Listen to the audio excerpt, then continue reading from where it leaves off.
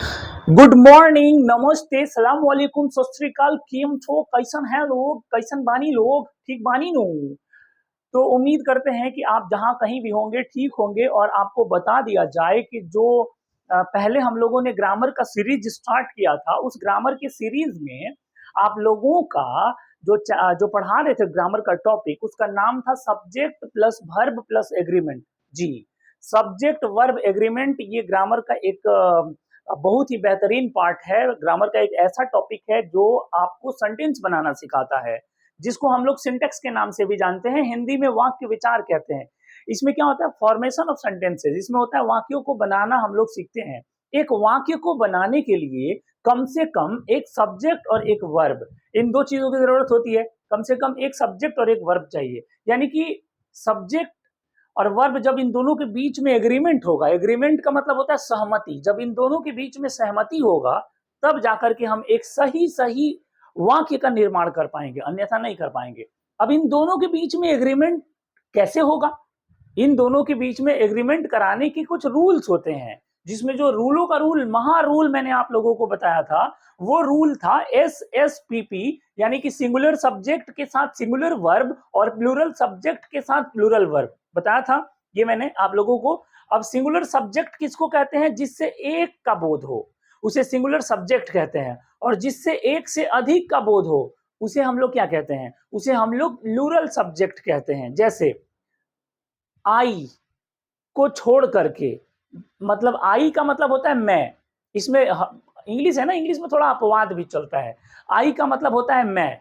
अब मैं का मतलब मैं अकेला, लेकिन आई एक ऐसा सब्जेक्ट है जो अपने साथ सिंगुलर और प्लूरल दोनों लेता है। एक तरह से कह सकते कि ससुरा एक नंबर का नालायक है।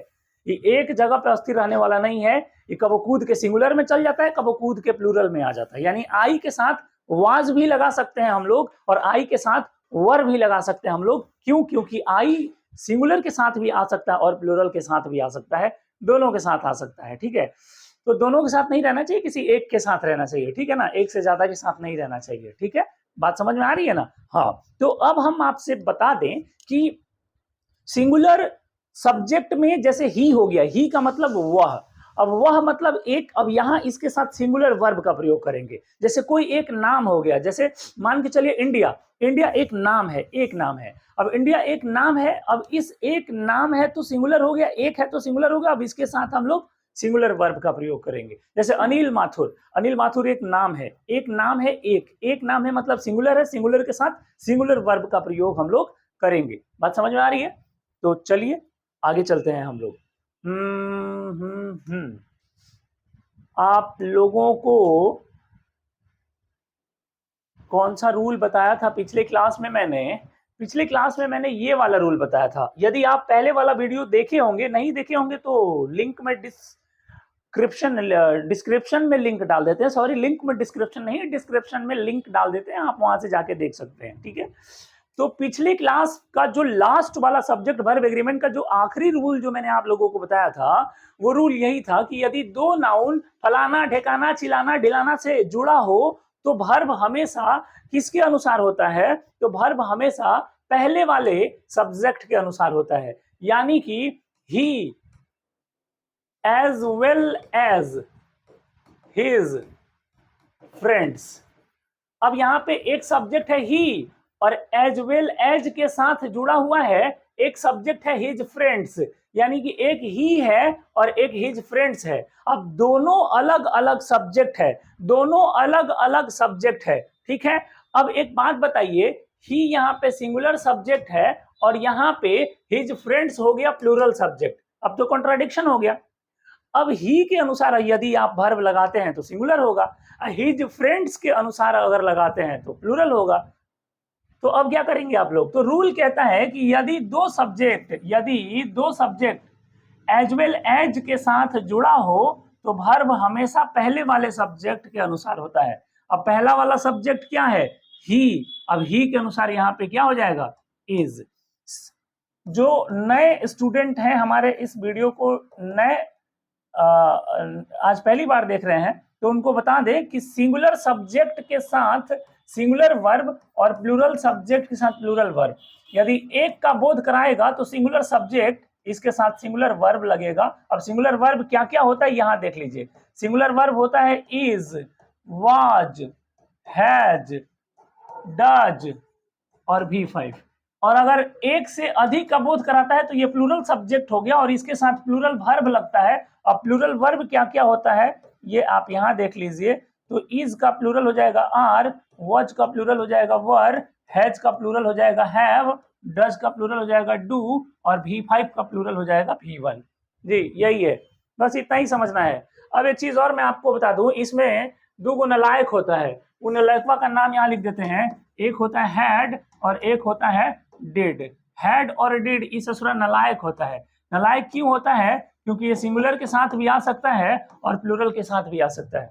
ये इसको मैंने नलायक इसलिए बोला है क्योंकि ये सिंगुलर के साथ भी आ सकता है और प्लूरल के साथ भी आ सकता है, इसीलिए मैंने इसको नलायक शब्द दिया है। ठीक है, यहीं तक मैंने आपको पिछले क्लास में पढ़ाया था, ये आपको मैंने पूरा रिवीजन करवा दिया छोटे से टर्म में। ठीक है, अब मैं आपको लेके चलने जा रहा हूं अगले रूल की ओर। आज के क्लास का हमारा पहला रूल, ठीक है, आज के क्लास का पहला रूल। अब आइए देखिए, अब यहां पे यदि कोई सब्जेक्ट नॉट ओनली से जुड़ा हो, यदि कोई सब्जेक्ट जो है वो नॉट ओनली से जुड़ा हो, नाइदर नॉर से जुड़ा हो, आइदर और से जुड़ा हो, तो वर्ब जो होता है कैसा होता है? तो वर्ब जो होता है वो नजदीक वाले यानी दूसरे सब्जेक्ट के अनुसार होता है, दूसरे सब्जेक्ट के अनुसार होता है। अब यहां देखिए, नाइदर यू एक सब्जेक्ट हो गया, नॉर आई एक सब्जेक्ट हो गया। क्या गो सब्जेक्ट हो गया? दो गो। पहला सब्जेक्ट हो गया ये और दूसरा सब्जेक्ट हो गया ये हो गया पहला सब्जेक्ट, ये हो गया दूसरा सब्जेक्ट। अब इसके साथ जो वर्ब आया है एम, ये किसके अनुसार आया है? तो सेकंड वाले सब्जेक्ट, दूसरे सब्जेक्ट के अनुसार। किसके अनुसार? दूसरे सब्जेक्ट के अनुसार। ठीक है, दूसरे सब्जेक्ट के अनुसार यहाँ पे वर्ब आया है। अब इस पर एक क्वेश्चन बनाते हैं। ठीक है, इस पर एक क्वेश्चन बनाया जाए। आइए आइए क्वेश्चन बनाते हैं। Either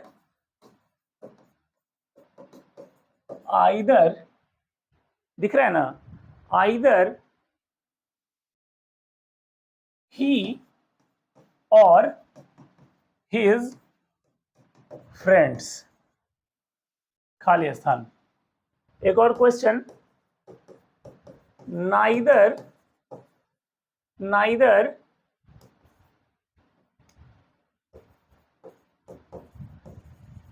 Mathur sir nor his students. Either he और his friends, neither Mathur sir nor his students. ठीक है, बात समझ में आ रही है यहाँ पे? अब अगर यहाँ पे आपको मैं सिर्फ इतना ही पूछूं कि यहाँ पे सिंगुलर वर्ब होगा कि प्लूरल, बस इतना ही मेरे को आपसे पूछना है, यहाँ पे सिंगुलर वर्ब होगा कि प्लूरल। तो चूंकि ये लाइव तो है नहीं कि आप जवाब देंगे और मैं कमेंट बॉक्स जाके देख रहा हूं, तो आप अपने मन में जवाब दे लीजिए। आइदर ही और his friends dash dash dash, singular होगा कि प्लूरल?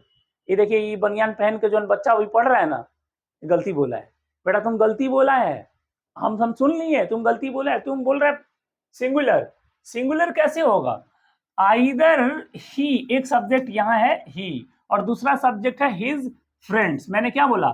आइदर और नाइदर नॉर से अगर दो गो सब्जेक्ट छुपा हुआ है, कगो दो गो, तो वर्ब हमेशा दूसरे वाले सब्जेक्ट के अनुसार होता है। ये तो पहला सब्जेक्ट हो गया, ये दूसरा सब्जेक्ट हो गया। दूसरा सब्जेक्ट सिंगुलर है कि प्लूरल? तो दूसरा सब्जेक्ट हमारा प्लूरल है। जब दूसरा सब्जेक्ट प्लूरल हो गया तो वर्ब कैसा होगा? प्लूरल। यानी यहाँ पे हम लोग प्लूरल वर्ब का प्रयोग करेंगे।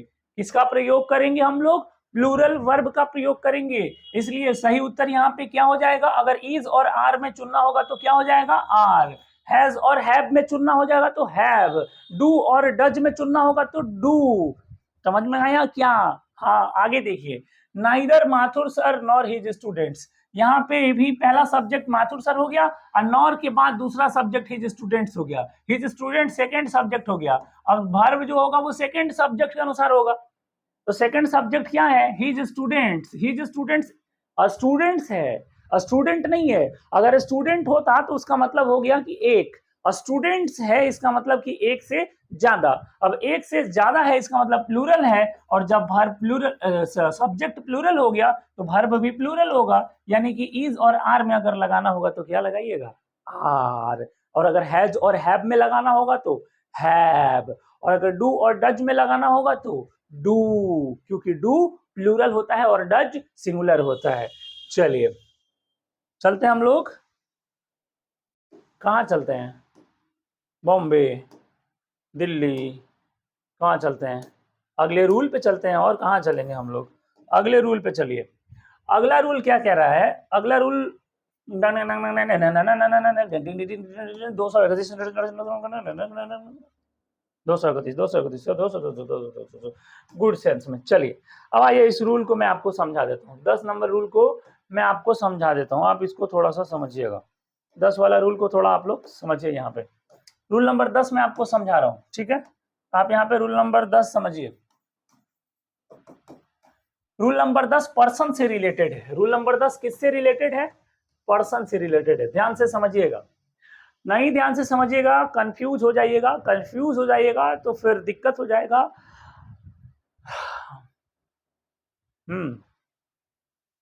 समझिए, रूल नंबर 10 पर्सन से रिलेटेड है। पर्सन कितना होता है, पर्सन कितना होता है, फर्स्ट पर्सन, सेकेंड पर्सन और थर्ड पर्सन, यही होता है ना। आप ही से पूछ रहे हैं, यही होता है ना। फर्स्ट पर्सन क्या क्या होता है, फर्स्ट पर्सन होता है आई और वी, सब्जेक्ट के रूप में यही होता है। सेकेंड पर्सन सब्जेक्ट के रूप में क्या होता है, यू। और थर्ड पर्सन सब्जेक्ट के रूप में क्या होता है, ही, सी, इट और दे, या कोई नेम। ठीक है, यही तो होता है। समझ में आया। अब समझिएगा जो रूल है वो पर्सन से कैसे रिलेटेड है। अभी तक तो हम लोग जो रूल्स पढ़ रहे थे उसमें जो सब्जेक्ट होता था वो या तो कोई नाम होता था, या तो आई होता था, या तो वी होता था, या तो यू होता था।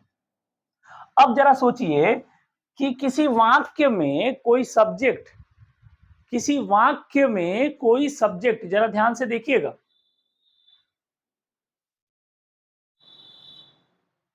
किसी वाक्य में कोई सब्जेक्ट, यदि कोई वाक्य है उसमें सब्जेक्ट, सब्जेक्ट मतलब जो काम को करता है, सब्जेक्ट का मतलब जो किसी काम को करता है।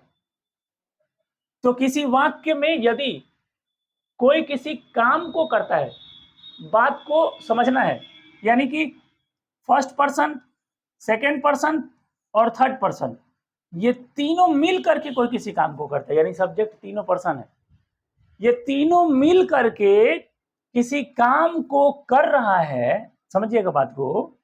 तो वैसे स्थिति में क्या करेंगे, यही तो रूल है, इसी को समझना है। अब चूंकि तीन आदमी है, तो तीन आदमी है तो एक से ज्यादा है, ऑब्वियस ही बात है। जब एक से ज्यादा है तो प्लूरल है, तो प्लूरल है तो वर्ब कैसा होगा, प्लूरल। यहां तक तो क्लियर है। लेकिन तीनों पर्सन मिल करके कोई अच्छा काम अगर कर रहा होगा, ध्यान से समझिएगा, तीनों पर्सन मिल करके कोई अच्छा काम अगर कर रहा होगा तो सेंटेंस में इनका सीक्वेंस 231 हो जाता है। यानी पहले सेकंड पर्सन, फिर थर्ड पर्सन, फिर फर्स्ट पर्सन, पहले सेकंड पर्सन, फिर थर्ड पर्सन, फिर फर्स्ट पर्सन। कब, जब तीनों पर्सन मिल करके किसी वाक्य में अच्छा काम कर रहा हो तब। लेकिन जब तीनों पर्सन मिल करके किसी वाक्य में बुरा काम कर रहा हो, तीनों पर्सन मिल करके किसी वाक्य में बुरा काम कर रहा हो, तो उस पर्सन का सीक्वेंस हो जाता है 123। पहले हो जाएगा फर्स्ट पर्सन, फिर हो जाएगा सेकेंड पर्सन, और तब हो जाएगा थर्ड पर्सन। ऐसा सीक्वेंस हो जाता है बच्चों, ये समझना होगा हम लोगों को। कब, जब तीनों पर्सन मिलकर, हालांकि दोनों ही कंडीशन में वर्ब तो प्लूरल होगा। अब दोनों कंडीशन में वर्ब प्लूरल क्यों होगा, क्योंकि तीन पर्सन है, तीन लोग हैं, और तीनों लोग मिल करके किसी काम को कर रहा है। और जब तीनों लोग मिल करके किसी काम को कर रहा है तो तीन, तीन माने सिंगुलर की प्लूरल, तीन माने एक से ज्यादा, और एक से ज्यादा माने प्लूरल। अब प्लूरल है इसका मतलब क्या हुआ, प्लूरल है इसका मतलब कि हम लोग प्लूरल वर्ब का प्रयोग करेंगे। और प्लूरल वर्ब का प्रयोग करेंगे तो दोनों में प्लूरल वर्ब का प्रयोग करेंगे। बस दिक्कत कहाँ आएगी, तो पर्सन के सीक्वेंस में। अच्छा काम अगर तीनों मिलके करेगा तो धारा नंबर 231 का प्रयोग करिएगा, और तीनों मिलके अगर बुरा काम करेगा तो धारा 123 का प्रयोग करिएगा। बात समझ में आ गई? तो इंग्लिश ग्रामर में अगर तीनों पर्सन मिलकर के कोई बुरा काम करता है तो धारा कौन सा लगेगा, 123, और अगर तीनों पर्सन मिलकर के कोई अच्छा काम करता है तो कौन सा धारा लगेगा, 231। Mind it. समझ में आया क्या? चलिए, अब आपके सामने मैं क्या आपके सामने मैं कुछ देने जा रहा हूं। क्या देने जा रहा हूं? आपके सामने मैं कुछ देने जा रहा हूं। एग्जाम्पल बताइए। I, you and he, fill in the blanks, going to school together, all together। तो मान के चलिए मैं, तुम और वह एक साथ स्कूल जा रहे हैं, स्कूल जा रहे हैं। सबसे पहले तो आपको यहाँ पहले तो आप बताइए कि इज होगा कि आर होगा। पहले आप ये बताइए, बाद में हम लोग सीक्वेंस देखेंगे। पहले आप बताइए इज होगा कि आर होगा। तो अब आप देखिए, इज है सिंगुलर, आर है प्लूरल। तो एक आदमी, दो आदमी, तीन आदमी, यहाँ क्या गो आदमी है, तीन गो आदमी है। अब तीन आदमी माने सिंगुलर है कि प्लूरल है? ए भैया, तीन गो आदमी माने प्लूरल होता है हो। तो तीन आदमी जब प्लूरल हो गया तो इसके साथ जो वर्ब होगा वो प्लूरल होगा, क्योंकि हमारा रूलों का रूल, महारूल कहता है कि सिंगुलर के साथ सिंगुलर और प्लूरल के साथ प्लूरल, प्लूरल प्लूरल। हाँ, तो इसलिए यहाँ पे प्लूरल आर है, तो सही उत्तर हो जाएगा आर। लेकिन क्या ये पर्सन का जो सीक्वेंस है ये सही है? ये जो पर्सन का सीक्वेंस आप यहाँ पे देख रहे हैं, क्या ये सही है? तो पर्सन का सीक्वेंस आप यहाँ देखिए, पर्सन का सीक्वेंस क्या कह रहा है, आई, यू एंड ही। आई कौन सा पर्सन फर्स्ट, यू कौन सा पर्सन सेकेंड, और ही कौन सा पर्सन थर्ड। यानी पर्सन का सीक्वेंस 123 है। 123 पर्सन का सीक्वेंस, यानी कि धारा 123 कब लगता है, जब बुरा काम होता है। या क्या इसमें स्कूल जाना बुरा काम हो रहा है? स्कूल जाना बुरा काम हो रहा है क्या? अब देखिए, देख लीजिए, थलिया ले ले है, थलिया प्लेटवा ले ले, कह रहा है बुरा काम होता है। कहा ससुर के नाते ये करेगा, बुरा काम नहीं है, स्कूल जाना अच्छा काम है। तो स्कूल जाना अच्छा काम है, तो अच्छा काम में पर्सन का सीक्वेंस 231 लगता है। स्कूल जाने में पर्सन का जो सीक्वेंस होता है वो 231 होता है, अच्छा काम में 231 होता है। यानी कि ये सीक्वेंस गड़बड़ है। अब इस सीक्वेंस गड़बड़ है तो इसको सही करो ना भैया, सही करो। कैसे सही होगा? तो पहले होगा यू, फिर होगा ही, और फिर होगा आई, और तब जाके होगा आर। अब यहाँ आई देख करके ढेर का मन ललच जाता है, यहाँ एमो मार देता है कोनो कोनो। जैसे ही यहाँ आई देखेगा ना तो ढेर बाबू हमार सबके मनवा ललचने लगता है एम के साथ। एम मार के आ जाता है, छतिया के चलेगा, कहेगा हम तो सही मार के आए हैं। ऐसा बात नहीं है, यहाँ एम नहीं होगा।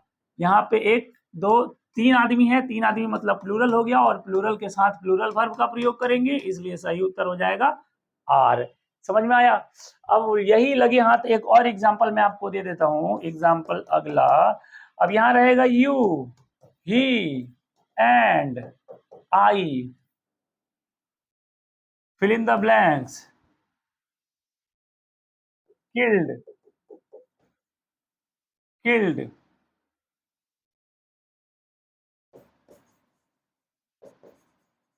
हम लोगों ने मिलकर उस लड़कियों को जान से मार दिया, killed that boy। अब अगर आपको यहाँ पे बताना है कि हैज होगा कि हैव, तो बताइए यहाँ क्या बताइएगा। अब चूंकि एक आदमी, दो आदमी, तीन आदमी मिलकर ना मर्डर किया है, तो तीन आदमी मिलकर मर्डर किया है, तो तीन आदमी मतलब प्लूरल, तो प्लूरल के साथ प्लूरल। अब इसमें प्लूरल कौन है? हैज सिंगुलर होता है, हैव प्लूरल होता है, इसलिए सही उत्तर क्या हो जाएगा, हैव। लेकिन लेकिन लेकिन रुक जा ओ मेरे बाबू, देखो तुम यहाँ, यहाँ पे पर्सन का सीक्वेंस है 231, 2 3 1, यानी यहाँ धारा लगा है 231। और 231 धारा कब लगता है? जब अच्छा काम होता है। केकरो जान से मारने जा रहे हो, ये अच्छा काम है। बताओ, जान से मारने जा रहे हुई बुरा काम है, और बुरे काम का नतीजा होता है धारा 123 लगेगा तुम पे। अब धारा 123 लगाओ यहाँ पे। अब जब धारा 123 लगेगा तो हो जाएगा I, first person, second person and third person. अब बहुत सारा बचवा यहाँ ही देख के ही के अनुसार वर्ब लगा देता है। ना मुन्ना ना, ऐसा गलती मत करना।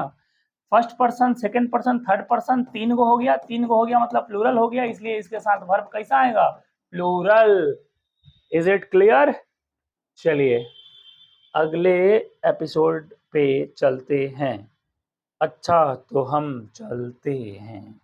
अगला रूल देखिए, अगला रूल आप लोग नोट करना शुरू कर दीजिए। Rule number next, rule number मेरे को नहीं मालूम है, जो भी है रूल नंबर नेक्स्ट। अगला रूल क्या कह रहा है? अगला रूल, यदि किसी वाक्य का subject A double L all हो जाए। अगला रूल थोड़ा ध्यान से समझिएगा।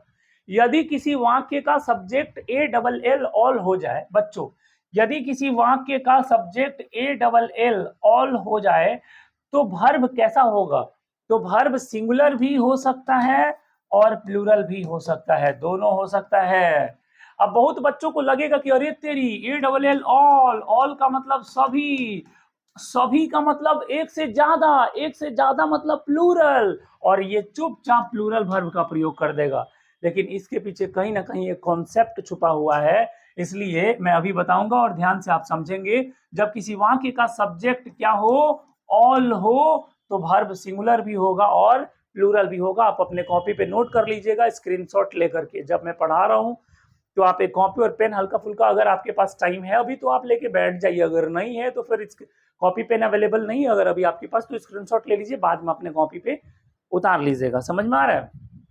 अब बता रहे हैं कि ऑल का प्रयोग सिंगुलर के रूप में कब होगा और ऑल का प्रयोग प्लूरल के रूप में कब होगा। देखिए ये टारगेट 2025 बैच चल रहा है। ये जो मैं आप लोगों को एग्जाम टारगेट 2025 बैच चला रहा हूं, एग्जाम टारगेट 2025 बैच चल रहा है, ठीक है। एग्जाम टारगेट 2025 बैच चल रहा है। इसमें अभी हम लोगों के पास बहुत टाइम है। अभी हम लोगों के पास पूरा जून, पूरा जुलाई, पूरा अगस्त, सितंबर, अक्टूबर, नवंबर, 1 2 3 4 5 6 महीना में आपको आराम आराम से पूरा टॉपिक, हड़बड़ा के नहीं, घड़बड़ा के नहीं, भाग भाग के नहीं, ये नहीं कि एक ही वीडियो में लबा लबा लबा लबा लबा लबा लबा लबा सब रूल खत्म। ये कब होता है? जब आप पूरा डिस्क्रिप्टिव पढ़ लिए है। ये होता है क्रैश कोर्स में, लबा लबा लबा लबा लबा लबा एकदम short short short short short छोटा छोटा छोटा एकदम शॉर्टकट में मार दिए खत्म। ये कब होता है? ये होता है जब आप पूरा थॉरो अध्ययन कर लिए हैं, धीरे धीरे आराम आराम से आहिस्ता आहिस्ता जब आप पूरा अपना सिलेबस के एंड तक पहुंच गए हैं, तब लास्ट में एग्जाम के 2 महीना पहले स्टार्ट होता है क्रैश कोर्स। उस टाइम में अब आप तो चूंकि थॉरो पढ़ लिए हैं धीरे धीरे, अब वहां पे एकदम जल्दी जल्दी जल्दी जल्दी जल्दी जल्दी एकदम रिवीजन करवा दिया जाता है, ठीक है। तो अभी भरपूर मात्रा में टाइम है, अभी लबलबाहवा वाला पढ़ाई पढ़ने की जरूरत नहीं है। अभी आपके पास भरपूर मात्रा में टाइम है। अभी आप आराम आराम से अपना सारा सिलेबस कंप्लीट करिए, धीरे धीरे अपना सारा सिलेबस कंप्लीट करिए, ठीक है। लबलबा के अभी सिलेबस कंप्लीट करिएगा तो हबा जाइएगा कहाँ? परीक्षा सेंटर में। हबाने के चक्कर में एक आध दो क्वेश्चन छूट गया तो दिक्कत हो जाएगा। इसलिए अभी आहिस्ता आहिस्ता आराम आराम से पढ़िए, जैसे आप अपने कोचिंग में पढ़ते हैं आराम आराम से। एक दिन गए 5 गो रूल पढ़ के आए, फिर एक दिन गए 5 गो रूल पढ़ के आए। तो अभी क्या है कि अभी एग्जाम टारगेट 2025 बैच चला रहे हैं। एग्जाम टारगेट 2025 बैच का आहिस्ता आहिस्ता धीरे धीरे आप पढ़ते जाइए। प्लेलिस्ट बना देते हैं इसी के नाम से, एग्जाम टारगेट 2025 के नाम से प्लेलिस्ट बना देते हैं। आपको जो भी वीडियो देखना होगा एग्जाम टारगेट 2025 के प्लेलिस्ट में जाइए और आराम से वहां से देख लीजिए। जो भी आपको पढ़ना होगा वहां से serial bye serial video 1 2 lecture 1 lecture 2 ऐसे करके आप लोगों को टॉपिक का नाम थंबनेल पे दे देंगे और लेक्चर 1 लेक्चर 2 लेक्चर 3 करके दे देंगे, ठीक है। और आप आराम से अपना पढ़ लीजिएगा। बात समझ में आ रहा है? तो आहिस्ता आहिस्ता पढ़िए। दिसंबर में आप लोगों को हम चालू करेंगे, नवंबर के बाद दिसंबर जनवरी, ये 2 महीना आप पढ़िएगा क्या, क्रैश कोर्स। उसमें एकदम लब लब लब लब लब लब उड़त फानत कूदत एकदम बुलेट एक्सप्रेस जैसा एकदम भागेंगे हम लोग, ठीक है। अभी आराम से पढ़िए। तो यदि किसी वाक्य का सब्जेक्ट ऑल होगा तो उसके साथ सिंगुलर वर्ब भी लगेगा और प्लूरल वर्ब भी लगेगा। कैसे, इस बात को समझिए। यदि ऑल का मतलब, यदि ऑल का मतलब एवरी, EVERYTHING, एवरीथिंग, एवरीथिंग का मतलब होता है सब कुछ, एवरीथिंग का मतलब होता है सब कुछ।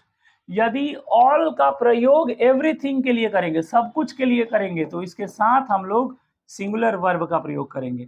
और यदि ऑल का प्रयोग एवरीबॉडी के लिए करेंगे, एवरीबॉडी मतलब होता है सब लोग, एवरीबॉडी का मतलब क्या होता है, सब लोग। यदि ऑल का प्रयोग एवरीबॉडी सब लोग के लिए करेंगे तो इसके साथ हम लोग प्लूरल वर्ब का प्रयोग करेंगे। समझ में आया? इसको हटाइए, ये हटा दीजिए, ये इसका अभी कोई काम नहीं है, अब ये हटाइए।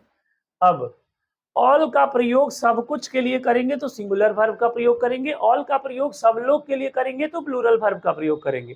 कोई कोई सवाल पूछ देता है आप लोगों से, कोई कोई सवाल पूछ देता है कि बताइए ऑल इज वेल सही है या ऑल आर वेल सही है, दोनों में कौन सही है? ऑल इज वेल सही है या ऑल आर वेल सही है? तो कुछ लोग 3 इडियट मूवी देख करके कह देते हैं रे भैया ऑल इज वेल, तो कुछ लोग ये 3 इडियट मूवी देख करके ऑल इज वेल को सही मार देते हैं। लेकिन ऑल इज वेल भी सही है और ऑल आर वेल भी सही है, दोनों सही है। ऑल इज वेल भी अपने जगह पे सही है और ऑल आर वेल भी अपने जगह पे सही है।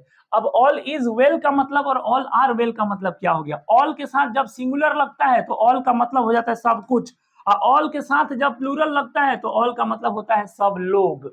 अब देखिए ऑल इज वेल का मतलब क्या हुआ? ऑल इज वेल का मतलब हो गया सब कुछ ठीक है, ऑल इज वेल का मतलब हो गया सब कुछ ठीक है। ऑल के साथ आर प्लूरल लगा है तो इसका मतलब हो गया सब लोग, इसका मतलब हो गया सब लोग ठीक है। बात समझ में आ गया? तो इसका मतलब हो गया सब लोग ठीक है।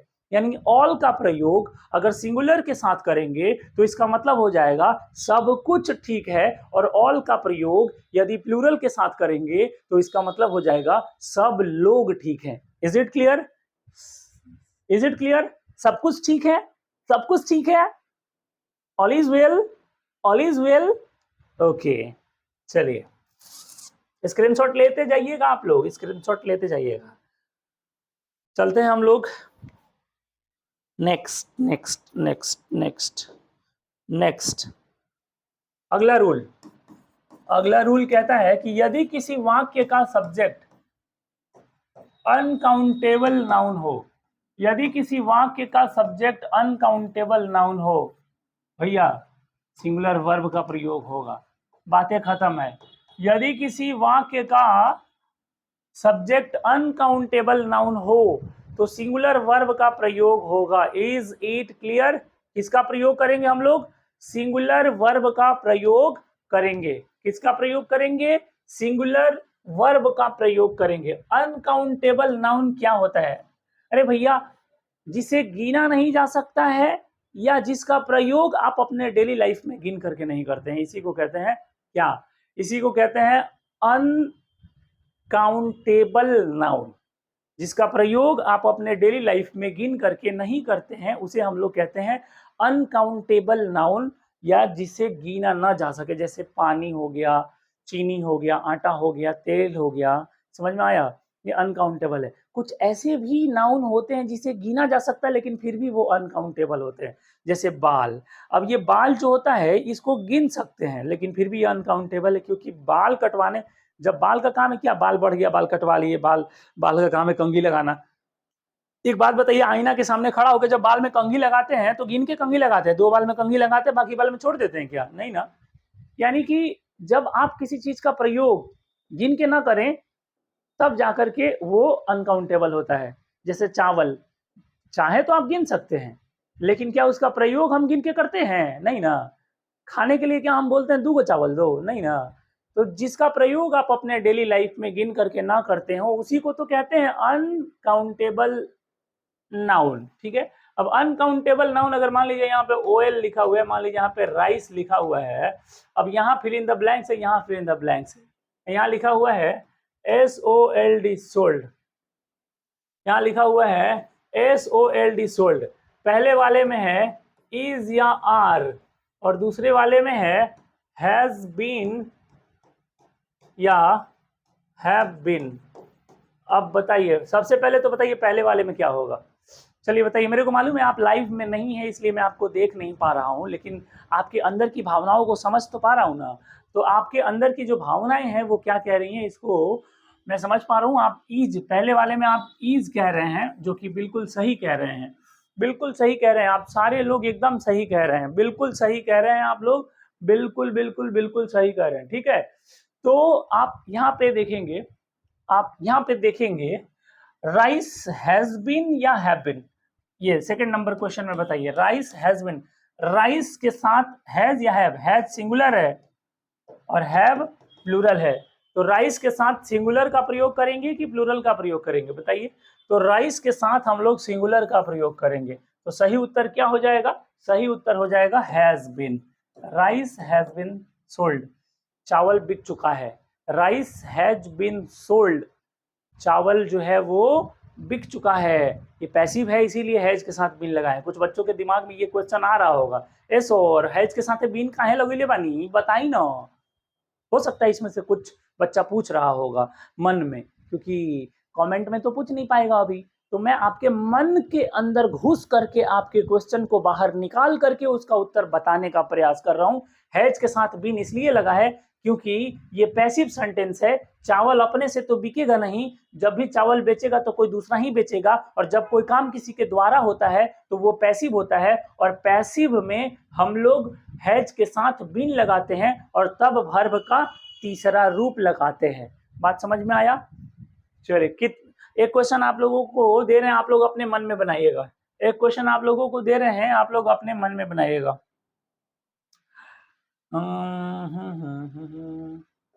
Water, water fill in the blanks, wasted, option है हैव बीन या हैड बीन। सही उत्तर देखते हैं आप लोग दे पाते हैं या नहीं, सही उत्तर दीजिए आप लोग, सही उत्तर मन में सोचिए क्या होगा सही उत्तर। हाँ जी, तो बहुत सारे लोग तो ये कंफ्यूज होंगे इसमें, बहुत लोग कंफ्यूज होंगे। कंफ्यूज ये होंगे कि वाटर अनकाउंटेबल नाउन है और अनकाउंटेबल नाउन सिंगुलर होता है और सिंगुलर के साथ सिंगुलर हैज लगना चाहिए। ऑप्शन में सर हैज देवे नहीं किए हैं, दिमागवा घूम गया है कहाँ आपका। तो जी मैं आपको बता दूं कि हमारा दिमागवा नहीं घुमा है, आप इसको थोड़ा ध्यान से देखिएगा। हैड जो है वो सिंगुलर और प्लूरल दोनों में आता है, लेकिन हैव केवल प्लूरल में आता है, तो ये तो होवे नहीं करेगा। ये सिंगुलर प्लूरल दोनों में आता है, तो फिलहाल वाटर सिंगुलर है, तो सिंगुलर के साथ सिंगुलर इसको मान करके क्या हम हैड बीन लिख सकते हैं यहाँ पे। यस सर, एकदम लिख सकते हैं। तो हैड बीन लिखिए ना यहाँ पे, had been is the right answer. आपका सही उत्तर क्या हो जाएगा, हैड बीन। समझ में आया का।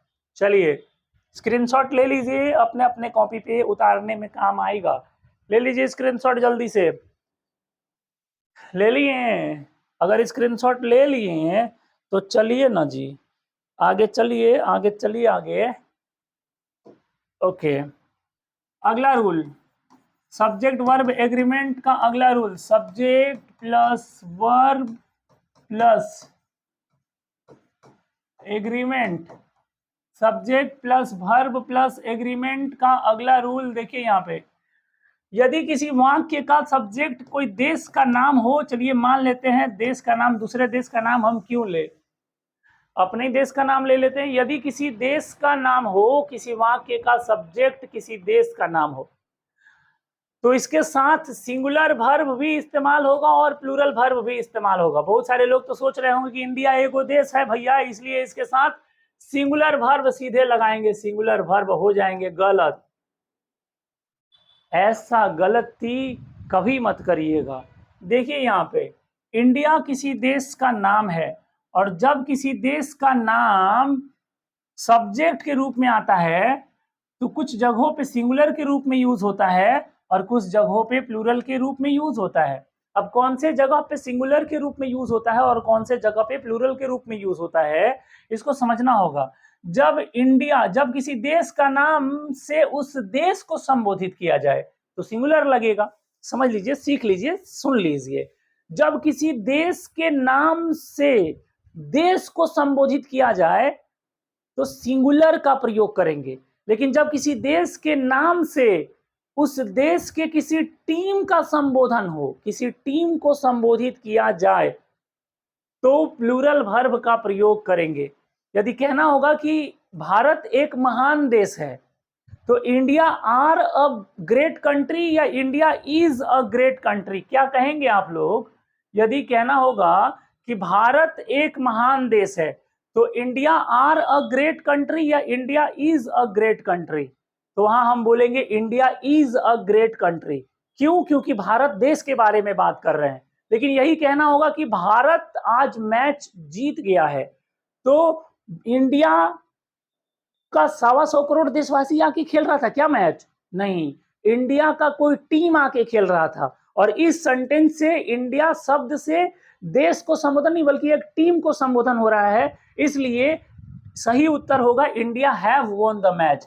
जब इंडिया को टीम के साथ संबोधित किया जाए तो India have won the match, ये हो जाएगा इंडिया हैव। क्यों? क्योंकि इंडिया को टीम से संबोधित किया जा रहा है।